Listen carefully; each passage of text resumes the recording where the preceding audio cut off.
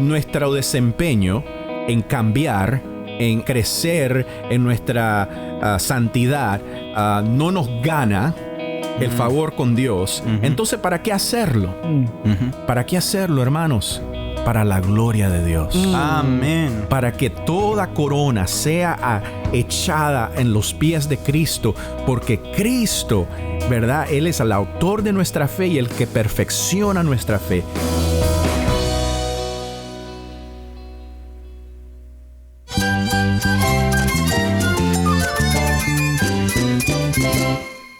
Jesús es nuestro Salvador, nuestro amigo. Cristo es mi guía. Cristo significa todo, pero en primer lugar mi Salvador, mi refugio en tiempos difíciles. Él es nuestra fortaleza. Es la salvación, es la vida eterna. Bueno, Cristo es vida. Él es suficiente. Él es el héroe de esta gran historia. Cristo para mí es mi todo. Es todo. Estás escuchando El Faro de Redención. Cristo desde toda la Biblia, para toda Cuba y para todo el mundo.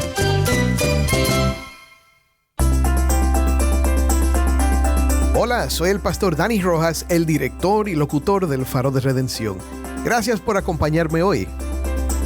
Continuamos esta semana con una nueva serie sobre la epístola de Pablo a los Colosenses que hemos titulado Cristo es suficiente.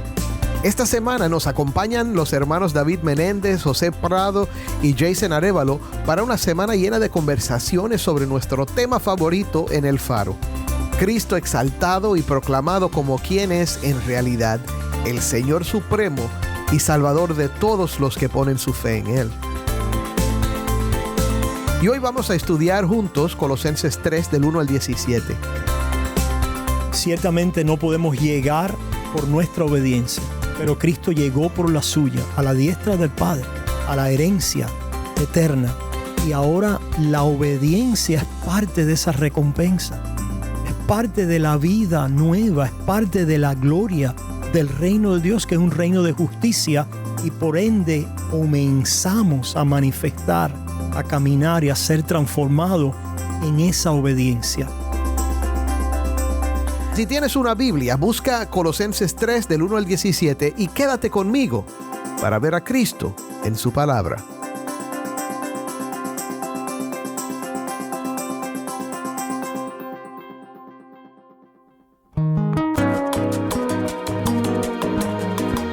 Como es lunes, vamos a nuestro segmento de preguntas y respuestas. Cada lunes contestamos una pregunta que recibimos de nuestra audiencia y nuestra pregunta hoy llega desde Venezuela. Saludos a nuestros oyentes en Venezuela. Pablo nos envió su pregunta por medio de Telegram.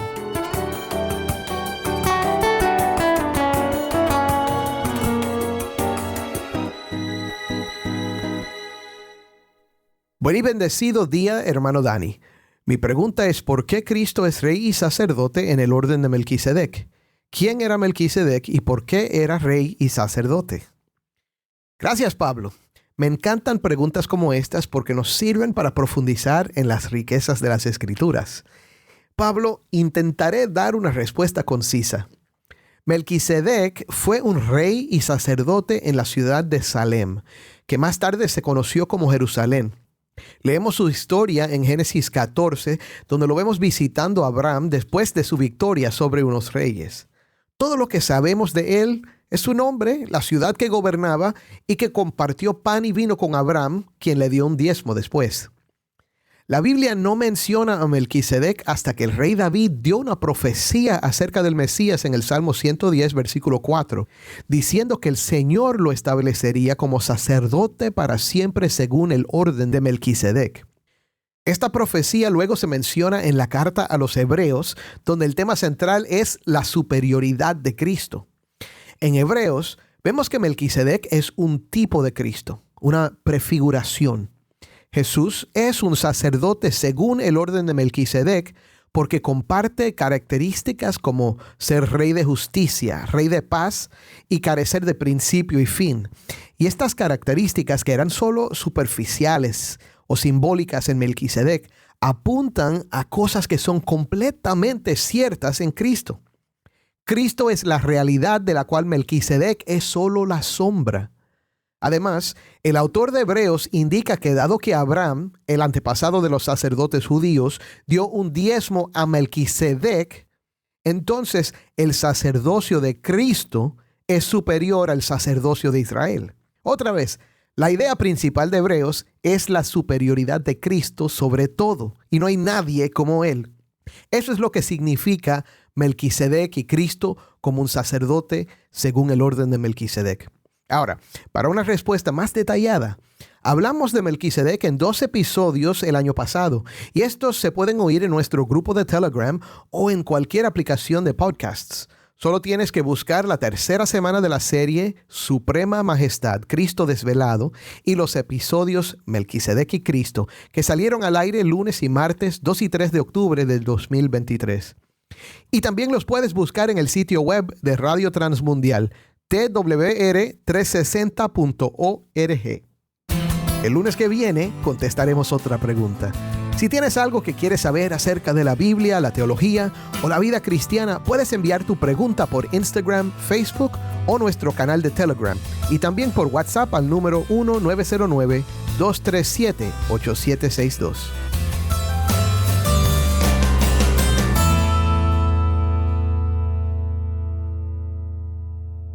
Bueno, mis hermanos David, José y Jason están aquí conmigo de nuevo porque la semana pasada, cuando terminamos de estudiar los versículos 3 del 1 al 4, nos dimos cuenta que ya se nos había acabado todo el tiempo. Así que los he invitado para estar conmigo otra vez aquí en este episodio para hablar del resto de este pasaje, de este texto que habíamos seleccionado, que es Colosenses 3 del 1 al 17. No lo vamos a leer todo de nuevo ahora, pero sí lo vamos a ir leyendo a medida que vayamos hablando de los textos. Pero el énfasis del apóstol Pablo desde el principio de la carta, y otra vez este es el tema de esta serie, es que Cristo es suficiente. Así que vamos a continuar. Ahora Pablo entra en instrucciones aún más específicas. ¿Por qué no comenzamos ahí en el versículo 5, donde dice: por tanto, consideren los miembros de su cuerpo terrenal como muertos a la fornicación, la impureza, las pasiones, los malos deseos y la avaricia, que es idolatría, pues la ira de Dios vendrá sobre los hijos de desobediencia por causa de estas cosas, en las cuales ustedes también anduvieron en otro tiempo cuando vivían en ellas. Pero ahora desechen también todo esto: ira, enojo, malicia, insultos, lenguaje ofensivo de su boca. Dejen de mentirse los unos a los otros, puesto que han desechado al viejo hombre con sus malos hábitos. Vamos a pausar ahí y vamos a hablar de esta sección que acabamos de leer. Y hay más, pudiéramos haber seguido leyendo, pero creo que debemos tratar estos versículos ahora. A mí me encanta cómo Pablo, ¿verdad?, nos lleva a nuestra realidad eterna en Cristo, y después como que ahora nos está dando instrucciones de cómo vernos nosotros aquí en la tierra, ¿verdad? Porque levanten sus ojos a las cosas de arriba, busquen las cosas de arriba, ¿verdad? Pero cuando ustedes se vean ustedes mismos, consideren que su cuerpo terrenal está muerto. Eso nos levanta al cielo a ver a Cristo, y cuando después quitamos la mirada de Cristo y nos vemos a nosotros mismos, tenemos que tener esta realidad bien presente, considerando de que ya lo que yo veo en mí, que todavía es terrenal, está muerto. Ha sido crucificado. Poderoso. Yo quiero dar un poquito de trasfondo aquí, porque vemos este pasaje entero como dos listas. Tenemos una lista de vicios y también tenemos una lista de virtudes. Y eso es algo que se ve con los contemporáneos de este tiempo, que también tuvieron sus propias listas de vicios. O sea, fuera del cristianismo. Fuera del cristianismo también, en ese tiempo, ¿sí? Entonces yo creo que durante nuestra conversación sería importante dar atención a estas listas, lo que hace el cristianismo único, una comunidad separado. Y pues aquí vemos que como en el versículo 5, cuando hay mención de fornicación, impureza, pasiones y todo eso, mira lo que dice al final, que es idolatría. Entonces, hay esta conexión todavía con la historia, que podemos pensar, me imagino, en los 10 mandamientos, podemos pensar en el código de santidad en Levítico. Es decir, que aunque hay cosas únicas que se han realizado porque Cristo ha venido, también hay esa conexión con Israel. También hay esa conexión de lo que el Señor ha enseñado a su pueblo por todos los siglos. Y aquí todavía es evidente. Sí, ciertamente me gusta esa referencia a la ley de Dios, porque quizás no es la norma, ¿verdad?, de referencia para esta vida del Espíritu, en el sentido de que tenemos por un lado la prohibición contra los malos deseos o las pasiones desordenadas, que es la concupiscencia o el 10º mandamiento. Pero la concupiscencia y las pasiones desordenadas, los malos deseos, proceden precisamente de la idolatría, de no poder estar sometidos al verdadero Dios, de no adorar al verdadero Dios. De no tener los ojos puestos en el verdadero Dios. En el sentido de la ley, de no amar al verdadero Dios. Bárbaro. No es una referencia como la filosofía griega romana, ¿no?, que son virtudes sociales, individuales, conectadas de algo objetivo, de un estándar objetivo que es la ley de Dios. Eso es un buen apunte. Tremendo. ¿Y por qué le dice que deben considerar los miembros de su cuerpo terrenal como muertos? ¿Qué significa eso? Porque yo miro mi cuerpo y mi cuerpo está vivo. ¿Qué significa esta pregunta? Yo creo que vale la pena destacar, estamos considerando la ley de Dios, y ciertamente el reino de Dios dice que es justicia, ¿verdad?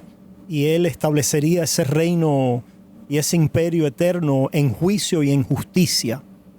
En otras palabras, la ley de Dios, que es lo que revela la justicia de Dios y el carácter de Dios, Dios lo quiere vindicar, establecer. Por lo tanto, tiene que matar todo aquello que carezca de conformidad a esa ley. Todo aquello que no sea conforme a esta ley, no importa cuán sabio o cuántas virtudes filosóficas puedas tener o sociales, si tú no eres conforme a lo que la ley de Dios define y expresa en los mandamientos de la ley, estás bajo condenación.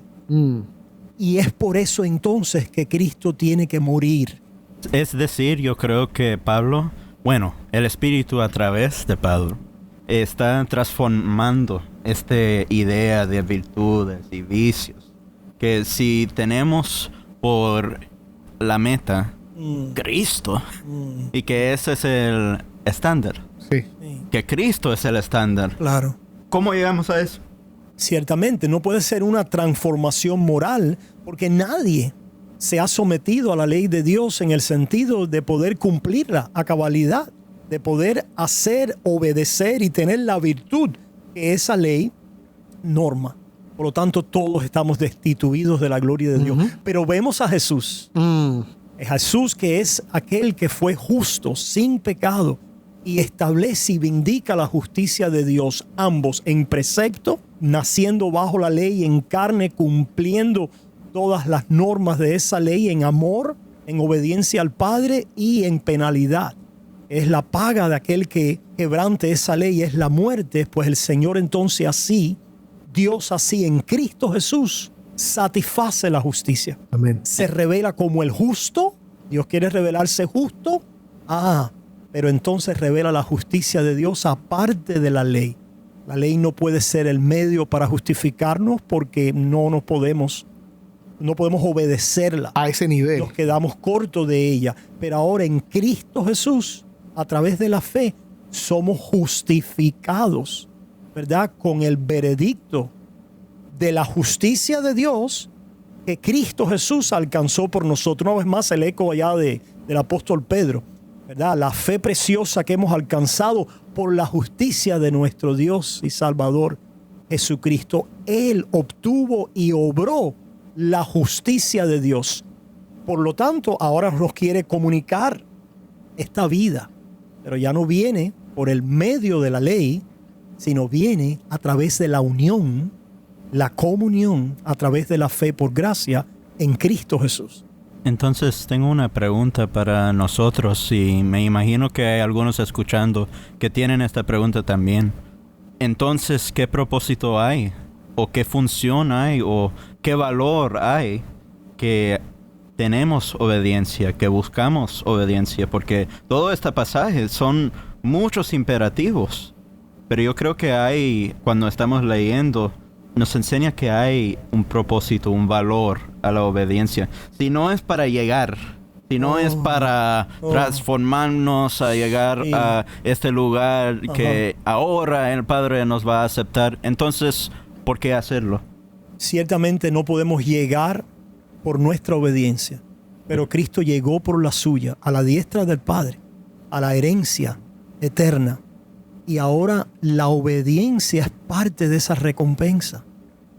Es parte de la vida nueva, es parte de la gloria del reino de Dios, que es un reino de justicia, y por ende comenzamos a manifestar, a caminar y a ser transformados en esa obediencia. Sí, ahora yo creo que es importante aquí recordar que el apóstol Pablo les está escribiendo a este grupo porque había personas que habían llegado entre ellos que les estaban apuntando hacia las celebraciones, las fiestas, la disciplina, el ascetismo.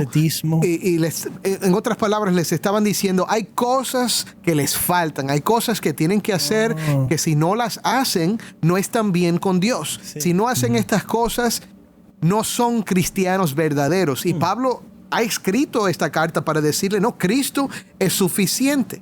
Y yo creo que lo importante a recordar aquí es que ahora al decirles, disciplínense, al decirles, dejen de hacer estas cosas, le está dando el contexto correcto, con los ojos en las cosas de arriba, con los ojos en Jesús. Que se nos cita en esta carta como la sabiduría de Dios y la justicia de Dios. Sí. En otras palabras, si tú quieres vivir una vida que agrada a Dios, no tienes que hacer todas estas cosas que la gente te está diciendo que tienes que hacer.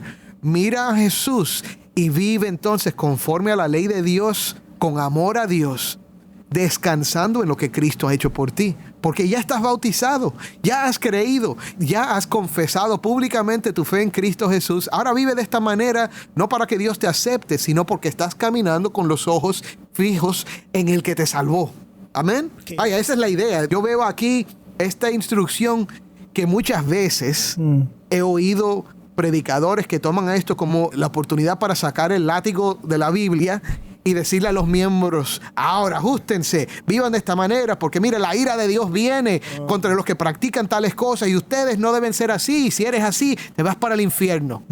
Y quizás, mi hermano, tú has oído algo así en tu iglesia. Perdóname, pastor, si tú has predicado algo así en el pasado, pero lo que queremos ver es lo que nos enseña la Biblia claramente. Y a veces estos versículos sacados del contexto, sí, se pueden usar para abusar a las ovejas. Claro. Para decirle que están mal, que se van al infierno si no se ajustan.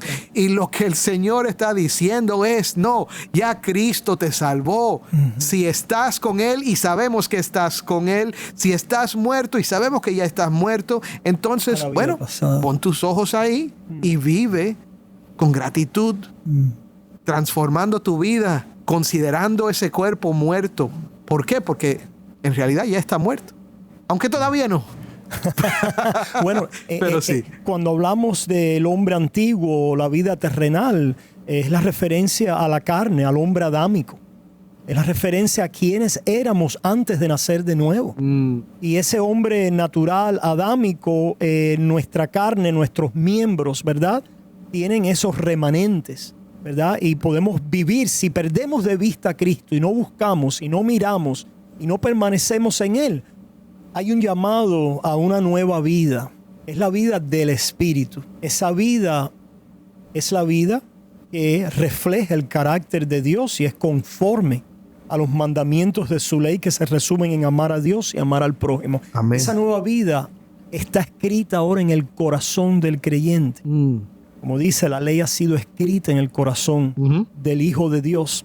porque estamos unidos a Jesús por la fe y vemos en Él nuestra justicia, nuestra vida, nuestra identidad. Sí. Y ahora somos exhortados a vivir conforme a esa justicia que Cristo obró, logró por nosotros, a comenzar. Es un comienzo de nueva vida. Sí. De justicia, de amor, de agradar a Dios en servicio al prójimo, en amor a la confraternidad y en adoración por la fe sincera delante de Dios. Sí, los dos mandamientos principales, amar a Dios y amar al prójimo.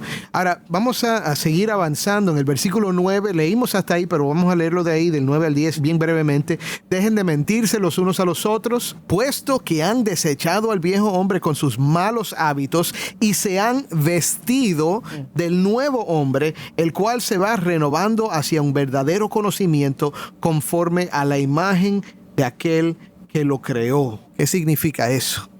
Una vez más, yo creo que es importante poder recordar que cuando somos llamados por Dios en Cristo Jesús, se nos comunica el conocimiento de Dios en gracia y paz, ¿verdad? Gracia y paz sean multiplicadas en el conocimiento del Señor Jesucristo. Pero entonces se nos dice que somos llamados a la vida y a la piedad, y que somos llamados a la vida y a la piedad por la revelación de su gloria y su virtud. Quiere decir que vemos en Cristo la gloria de Dios, que es su virtud, su excelencia moral, a nuestro favor, por nosotros. Y también entonces vemos que esa gloria y esa virtud, esa excelencia moral, es nuestra nueva identidad, creados a la imagen de Jesús en la regeneración. Amén. Por lo tanto, lo que vemos en Cristo, lo que Cristo proclama sobre nosotros, en la justicia de Dios que Él obró a nuestro favor, es aquello que queremos y comenzamos a vivir y a ser transformados en novedad de vida. Pero esto ahora es por reflejo e imagen de lo que Cristo Jesús nos enseña. Es una gloria y un brillo que nos cautiva. Ver la bondad de Dios a nuestro favor nos hace bondadosos. Amén. La benevolencia de Cristo por nosotros nos hace benevolentes. La compasión de Cristo por nosotros nos hace compasivos. En otras palabras, la justicia que Dios desplegó en Cristo Jesús por nosotros es la justicia que nos transforma en esa misma gloria, como por reflejo, como por imagen. A mí me gusta decir a las personas que cuando yo contemplo el Evangelio, ¿verdad? Que quiere decir poner mis ojos en las cosas de arriba, traer eso abajo a mi persona, a mi corazón, a mi mente, significa para mí dos cosas, dos verdades que el Evangelio me comunica. Una, de que yo soy peor de lo que yo creo que soy. Y dos, que soy más amado de lo que yo me imagino. Gloria a Dios. Y yo creo que eso... Espera. Dilo otra vez, sí, porque eso está bueno. De que yo soy peor de lo que yo creo que soy. Y que soy más amado de lo que yo me imagino. Amén. ¿Verdad? Ese es el Evangelio puesto así, trayéndolo aquí abajo a mi corazón, a mi mente. Y una de las cosas que yo veo acá, miren las distinciones que Pablo dice, que leímos en el 11. La distinción entre un griego y un judío, un circunciso y incircunciso, un bárbaro y un escita, un esclavo o libre. Estas son distinciones que están hablando de aquellos que supuestamente en esa sociedad eran más respetados, considerados más cercanos a Dios, y aquellos que de verdad que están separados de Dios. Y eso es lo que Pablo está tratando de decirnos. La ira de Dios viene a los hijos de desobediencia. Y aunque ustedes viven en esa misma área, y aunque ustedes todavía hay veces practican o hacen las mismas pecados y las mismas cosas que los hijos de desobediencia, ustedes no son hijos de desobediencia. Por la fe, a través de la fe en el sacrificio de Cristo, ya ustedes no caminan en esas cosas. Ahora, imagínense, Él nos está diciendo que quitemos esas cosas, que dejemos esas cosas atrás. Quiere decir que todavía estamos caminando en ellas. Estamos luchando con Todavía estamos en ellas, todavía estamos luchando con esas cosas. Mas, sin embargo, por Cristo, a través de la fe, ya Dios no nos considera como aquellos que son hijos de desobediencia, sino que Él ahora nos considera como sus hijos. Ajá. Entonces ya no hay distinción. Ya cuando nosotros venimos y comenzamos a ver horizontalmente, no vertical, ¿verdad? Cuando comenzamos a ver horizontalmente en el pueblo de Dios, ya no hay el que es más bendecido y el que no lo es. Ya no hay el que está más cercano a Dios y el que no está más cercano a Dios. Ya no hay judío y griego. Ya no hay estas distinciones. Porque todos estamos iguales en el mismo plano. Todos somos peor de lo que creemos que somos, pero más amados de lo que nos imaginamos. Gloria a Dios, gloria a Dios. No, y está esta frase al final de ese versículo que dice que Cristo es todo y en todos. Cuando tú hiciste la pregunta, ¿verdad? De que, fue Jason que hizo la pregunta. ¿Por qué? Si en verdad nuestro desempeño en cambiar, en crecer en nuestra santidad, no nos gana el favor con Dios, entonces ¿para qué hacerlo? ¿Para qué hacerlo, hermanos? Para la gloria de Dios. Amén. Para que toda corona sea echada en los pies de Cristo, porque Cristo, ¿verdad? Él es el autor de nuestra fe y el que perfecciona nuestra fe. Y cuando nosotros lleguemos al cielo, ¿verdad? Toda criatura, toda persona, todo ángel, todo ser viviente va a estar dándole toda la gloria a Cristo, porque Él es el único digno de ser adorado, de ser exaltado. Es amor lo que nos conmueve a nosotros a cambiar, ¿verdad? Es amor, no es tratar de ganarnos el favor, no es el miedo de que vamos a ir al infierno. El miedo no salva a nadie. El temor no salva a nadie, ¿verdad? Lo único que nos salva es el amor de Cristo. Gloria a Dios. Wow. Vamos a pausar aquí y mañana seguimos hablando. Porque ¿qué va? No podemos dejar de cubrir estos temas juntos. Me parece que esta conversación está demasiado buena. Así que simplemente concluyo con estas palabras, mi hermano. Cristo, para el que está en Él, es todo. Y si luchas con el pecado, es simplemente la realidad de estar en este mundo, pero pon tus ojos en Cristo. Considera ese cuerpo tuyo muerto, porque en realidad ya por medio de Cristo moriste. Considéralo muerto a la fornicación, a todos esos deseos, pero mirando a Jesús. Si luchas con tu cuerpo, vas a perder cada vez. Pero si tú pones tus ojos en Cristo, hay victoria. Y Él está dispuesto no solo para salvarte, ya te salvó, mi hermano. Él está dispuesto también para darte el poder por medio de su Espíritu Santo para vivir una vida de victoria con los ojos fijos en Él. Y si todavía no has puesto tu fe en Jesucristo, te invito hoy a confesar tus pecados y a pedirle a Cristo que sea tu Salvador, que sea tu Señor, que transforme tu vida. Él lo hará porque Él es poderoso para salvar, mi hermano. Créelo. Amén.